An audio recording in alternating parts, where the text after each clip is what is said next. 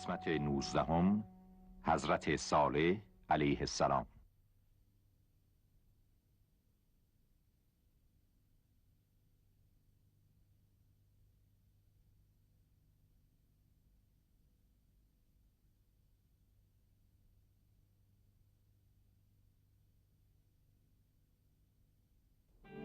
قوم ثمود در شمال شبه جزیره عربستان و در سرزمینی به نام هجر ساکن شدند. آنها مردمی نادان بودند که با فریب شیطان به پرستش بت‌ها و مجسمه ها روی کردند و از روش درست زندگی دور شدند. خداوند مهربان برای بازگرداندن آنها به راه راست از میان خودشان مردی نیک به نام صالح را به پیامبری برگزید. اما پس از سالها تنها عده اندکی به صالح ایمان آوردند. ای برادران من، این خدایان شما دروغین و بیجانند. چرا آنها را می‌پرستید و چرا با حرف حق به لجبازی می‌پردازید؟ شما خود در قلب‌هایتان به درستی سخنان من آگاهید، پس چرا به تاریخ و گذشتگان دقت نمی‌کنید؟ آیا تقدیر قوم عاد را به یاد نمی‌آورید؟ آیا ویرانه‌های شهرشان را که در اثر عذاب الهی نابود شد نمی‌بینید؟ ای صالح، چقدر میخواهی همین حرفا را تکرار کنی؟ چیزی جدیدتری به تمام بخندیم. آیا خودت این گمراهان را هدایت کن. ای صالح، بزرگان قوم ثمود تو را احضار کردند، باید با ما بیایی. هرچه خدا بخواهد. برویم.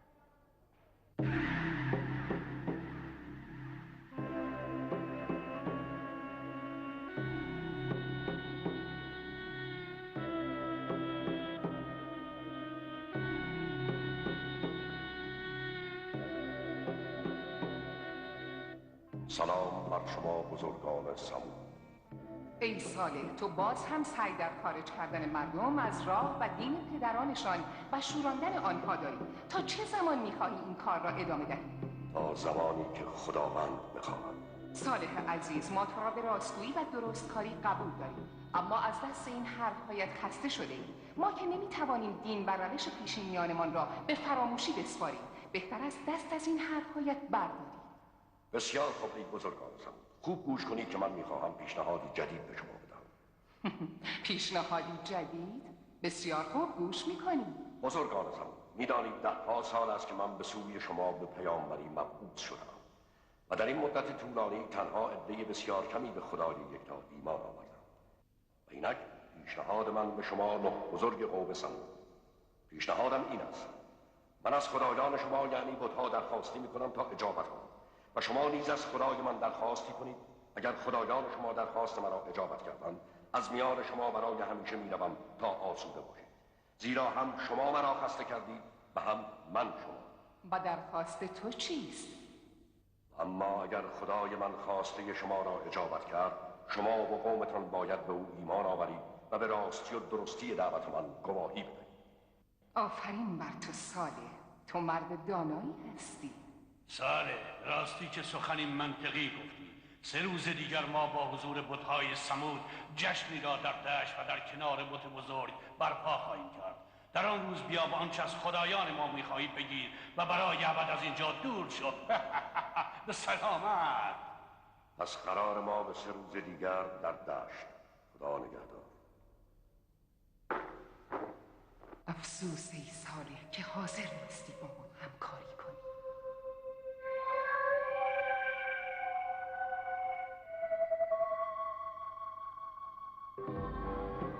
قوم ثمود تا 3 روز در نزد بت‌هایشان به عبادت و قربانی پرداختند تا بت‌ها درخواست صالح علیه السلام را اجابت کنند. و چون شب موعود فرا رسید، همه نزد بت بزرگ جمع شدند.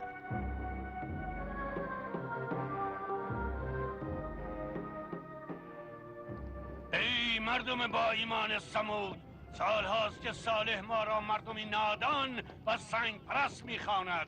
اینک او به میان ما آمده تا از خدایانمان درخواستی کند. او قول داده است پس از اجابت خواستش برای همیشه از میان ما برود و ما را راحت بگذارد. درست است صالح؟ او راست میگوید، اما باز هم میگویم که از این بت‌ها کاری ساخته نیست، حتی اگر هزاران عدد از آنها را بپرستید. و به همین دلیل من از بت‌های شما چیزی نمیخواهم. تو را چه شده صالح؟ به این زودی جا زده ای؟ همگی بدانید که من از بت‌ها چیزی نمیخواهم، فقط آنها را صدا میزنم و میخواهم به من پاسخ دهند. تو خدایان ما را کوچک میشماری و این باعث سرفکندگیت خواهد شد. پس دیگر کسی نیست که بعد از رفتن صالح ما را بخنداند. خاموش! ساکت شوید! همگی خاموش! طبل‌ها را بنوازید!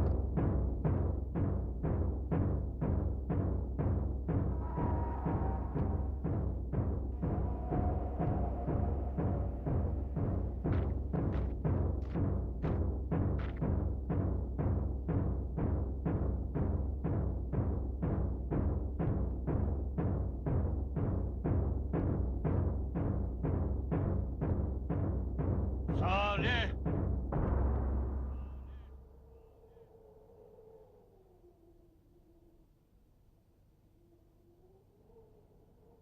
ای خدایان سنگی، ای بت‌های قوم ثمود، من صالح پیامبر و بنده خدای یکتا شما را میخوانم به من پاسخ دهید. پاسخ دهید.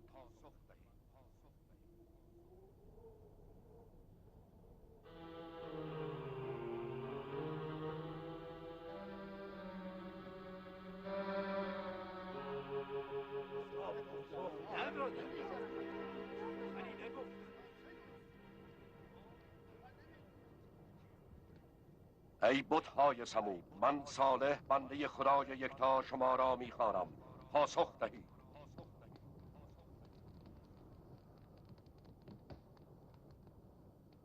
بت‌ها.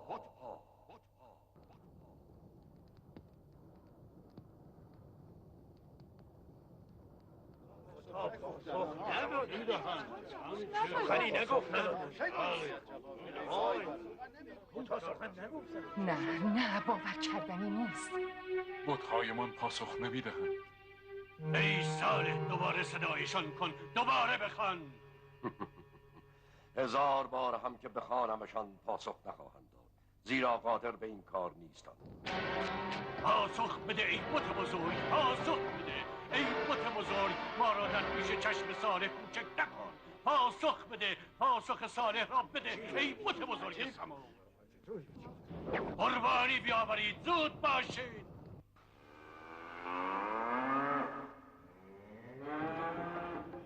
ای بت بزرگ، ای خدای هفتاد، خدای ثمود، به خون این جانور معصوم تو را قسم می‌دهیم که پاسخ صالح را بدهیم. بکش!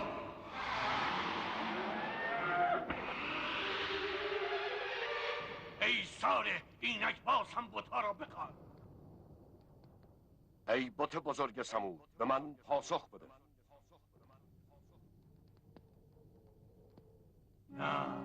نه باور نمی‌کنم. به راستی که بت بزرگ ثمود از سخن گفتن عاجز است.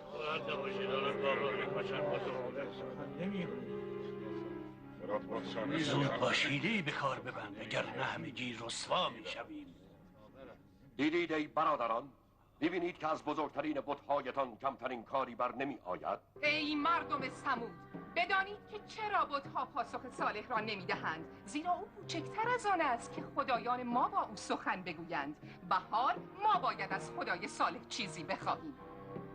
هرچند که بت‌هایتان پاسخم را ندادند، ولی قبول دارم و به عهد خود وفا می‌کنم. چه چیزی از خداوند می‌خواهید؟ ما نمایندگان و بزرگان ثمود از پیش با هم مشورت کرده ایم و از خدایت چیزی سخت خواهیم خواست. ای مردم، آیا همگی آنچه را که این بزرگتان میگوید قبول دارید؟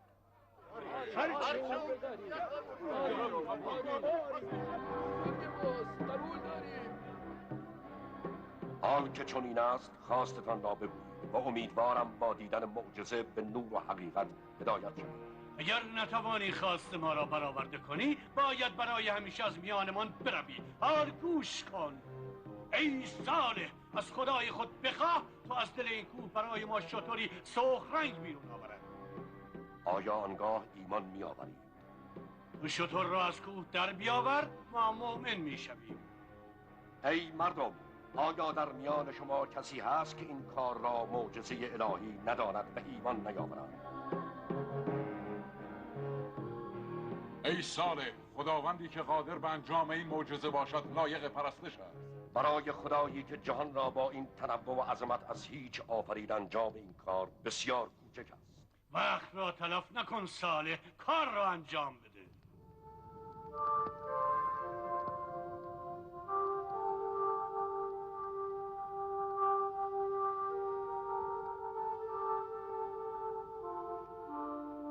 او دارد چه کار میکند؟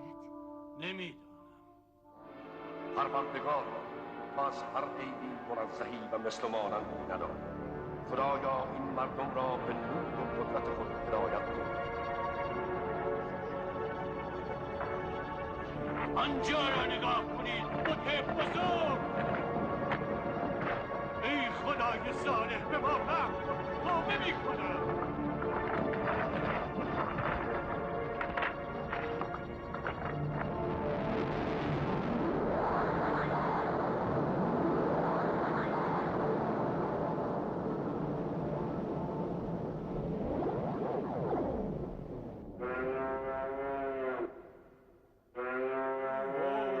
شتر سرخمو نکردنی است. حیرت آور است. شتر سرخمو.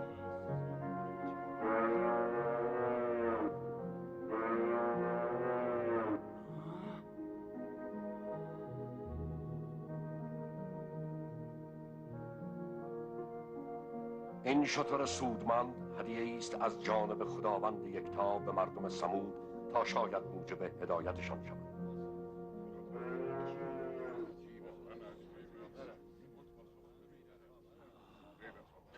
تو چطور این کار را کردی؟ من کاری نکردم. این ذره‌ای از قدرت بی انتهای پروردگار بود.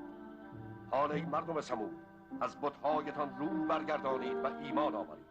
پس کدام یک از شما به سوی حق می‌شتابد؟ ای وای بر شما که قومی سنگدل و عهد شکن هستید. ای صالح، من به خدا یکتا ایمان میآورم و از بت پرستی توبه میکنم. خدای یکتا بسیار مهربان است و توبت را میپذیرد.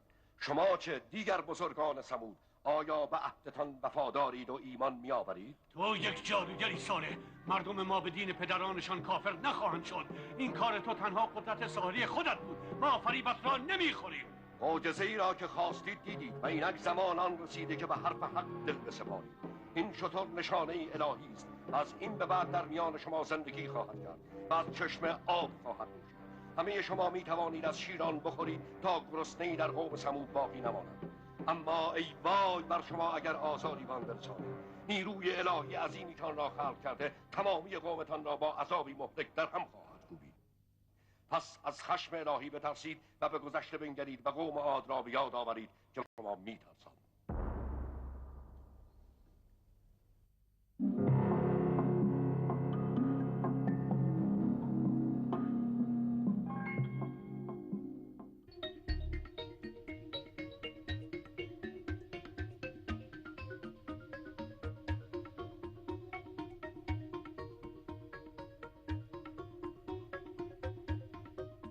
در میان قوم ثمود افراد فقیر و بیچیز بسیاری بودند که حتی توانایی تأمین غذای خود و خانواده‌هایشان را نداشتند. برای آنها شتر صالح به برکتی بزرگ بدل شد. صالح برای خود هوادارانی یافته. باید چاره‌ای اساسی اندیشید. این جادوی صالح باعث شده بعضی از مردم به او ایمان بیاورند. چه کار کنیم؟ صالح نمیدانم چرا کاری نمی کنید بتا. چرا؟ شما ما را سرفکنده کردید. کاری کنید. آرام باش، آرام. از بت‌ها در برابر جادوی صالح کاری ساخته نیست. باری میدانم از آنها هیچ کاری ساخته نیست. ما خودمان خدایان هستیم و هر طور که بخواهیم جهان را تغییر میدهیم. و من اینک اراده کردم که شتر کشته شود. نه، من از جادوی صالح میترسم. نه. اگر دیگر کسی به نام صالح وجود نداشته باشد چه؟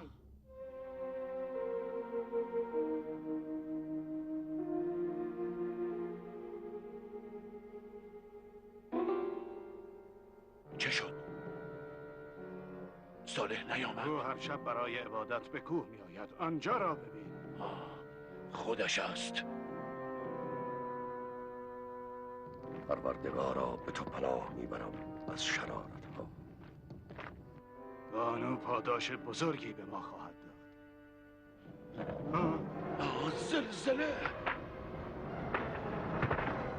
آنجا را نگاه کن. پروردگارا تو را شکر میگویم. ای بت پرستان سمود، مدت هاست که در میان شما سخن نگفتم، اما اینک خداوند عالم به من وحی کرده که شتر پاک و معصوم الهی که تاکنون جز فایده برایتان نداشته است به دست شما قوم سنگدل کشته خواهد شد. پس باز هم به شما هشدار میدهم که دست از لجبازی بردارید و مبادا شتر را قربانی کنید که عذاب الهی با شما همان خواهد کرد که با قوم عاد کرد. ای صالح، ممکن نیست ما چنین کاری بکنیم. بدانید که اگر شما بزرگان این کار را نکنید، سرانجام یکی از فرزندانتان این کار را خواهد کرد و در زمان فرود عذاب هر که ایمان نداشته باشد هلاک خواهد شد. پس بهتر است دست از کینه‌جویی بردارید و به خدا و حرف حق ایمان بیاورید. گوش کن جوان، بانوی بزرگ تو را احضار کرده است. بسیار خوب، برویم. و این آخرین هشدار من در مورد شتر به شما بود.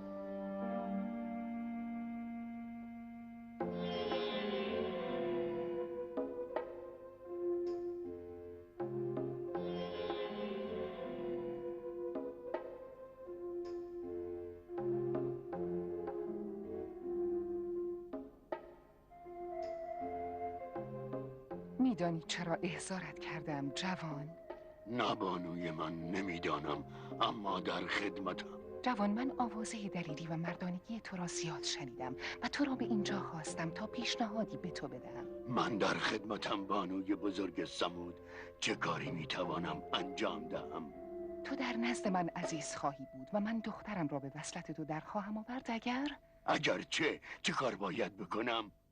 اگر عرضه آن را داشته باشی که جان شتر را بگیری. من قتل شتر صالح را می‌خواهم.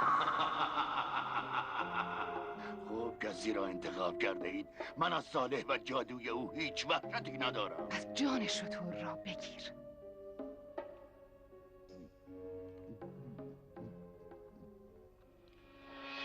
شتر را خواهم کشت.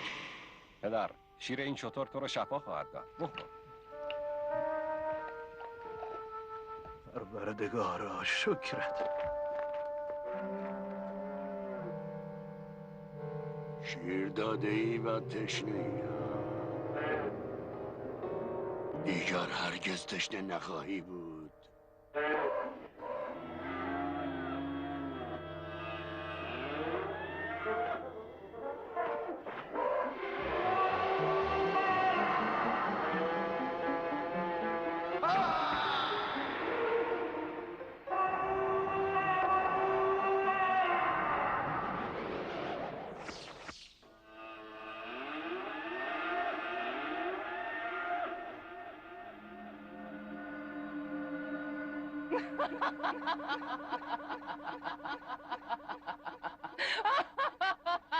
این همسر شتر بانوی من، به قولم وفا کردم. آفرین بر تو ای جوان. فردا جوانان سمود از گوشت شتر خواهند خورد. و این پایان کار صالح خواهد بود.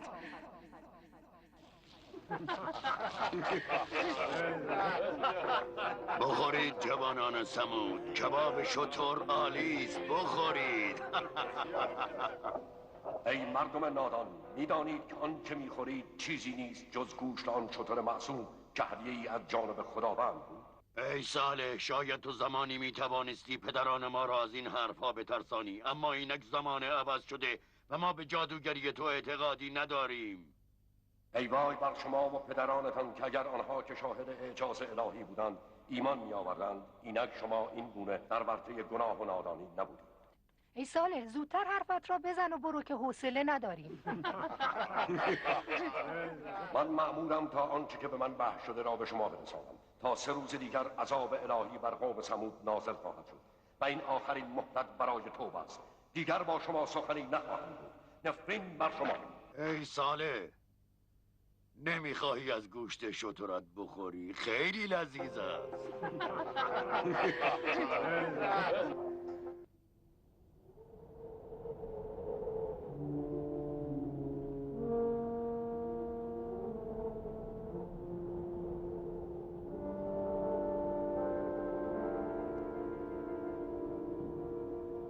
حال چه کار کنیم ای پیامبر خدا؟ باید این شهر گناه و فساد را با خدا پرستان ترک کنیم. عذاب الهی این لکه ننگ را از سطح زمین پاک خواهد کرد.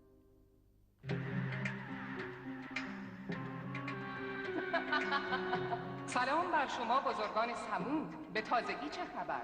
سرانجام صالح و یارانش چه شد؟ صالح و یارانش شهر را ترک کرده و رفتن. پس بالاخره آنها را راندیم. صالح می توانست با کمک به من به قدرت و ثروت زیادی دست یابد. او به عذاب تهدید کرده. من میدانم که قوم عاد که پیامبری به نام هود بر آنها فرستاده شده بود توسط گردباد نابود شدند و من از تکرار تاریخ میترسم.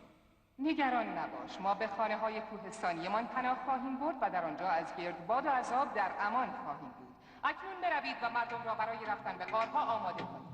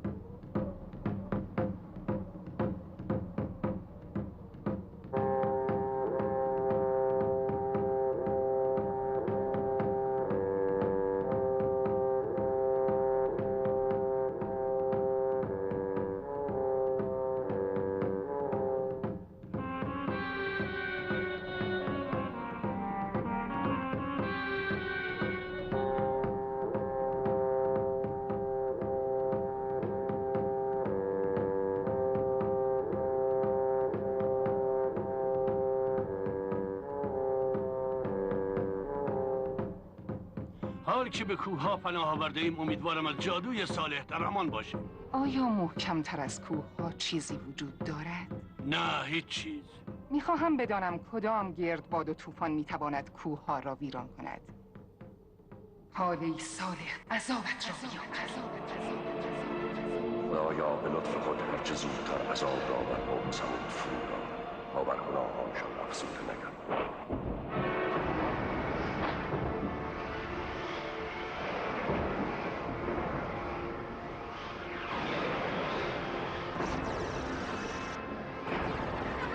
این عذاب صالح است.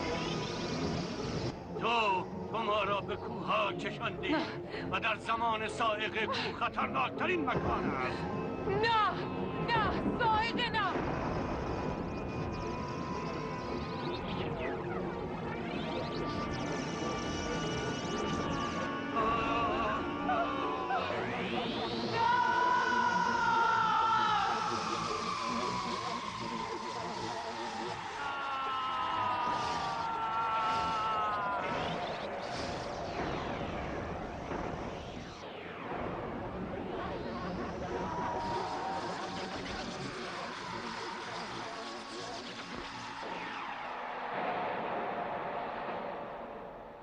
و عذاب آسمانی به قدرت خداوند چنان آن قوم را در دیارشان نابود ساخت که همه چون گیاهان خشک شدند، گویی که هرگز زنده نبودند.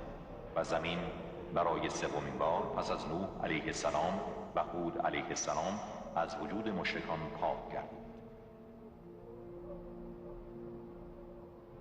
ای قوم نابود شده ثمود، من با تکرار و تأکید پیام پروردگار را به شما رساندم و شرط نصیحت را به جای آوردم، ولی شما نصیحت کنندگان را دوست نمی داشتید.